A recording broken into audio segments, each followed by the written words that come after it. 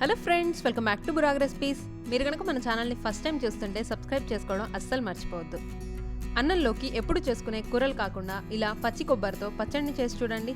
4 ముద్దలు ఎక్కువే తింటారు. ముందుగా ఒక మిక్సర్ జార్లోకి 1 కప్పు పచ్చి కొబ్బరి ముక్కల్ని వేసుకుంటున్నాను. మిక్సీ మూత పెట్టుకొని మరీ మెత్తగా కాకుండా కొద్దిగా కచ్చా పచ్చాగా మిక్సీ పట్టుకోవాలి.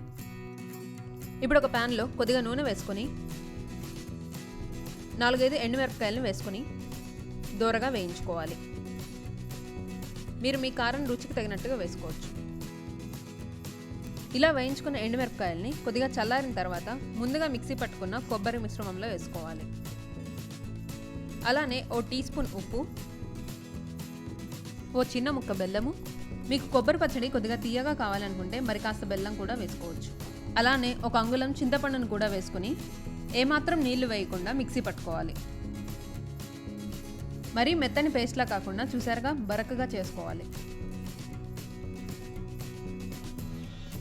ఇప్పుడు ఒక సర్వింగ్ బౌల్లోకి ట్రాన్స్ఫర్ చేసుకోవాలి.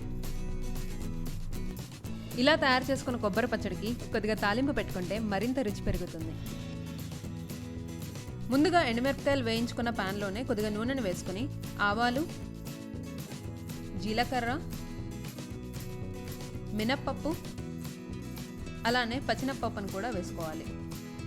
ఇందులోనే 1-2 ఎండుమిరపకాయలను కూడా వేసుకొని దూరగా వేయించుకోవాలి.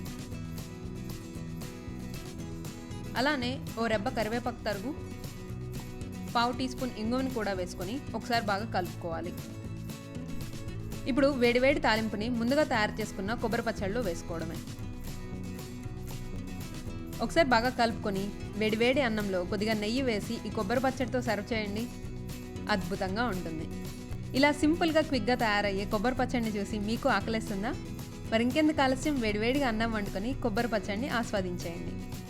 అలానే ఒకసారి కావాల్సిన పదార్థాలను చూసేయండి. మీరు ట్రై చేసిన రెసిపీ పిక్చర్స్ని ఇన్స్టాగ్రామ్లో బురాగ్ రెసిపీస్ని ట్యాగ్ చేసి షేర్ చేయడం అస్సలు మర్చిపోవద్దు. Thanks for watching. అలానే మీ ఫ్రెండ్స్ అండ్ ఫ్యామిలీతో ఈ వీడియోని షేర్ చేయడం అస్సలు మర్చిపోవద్దు.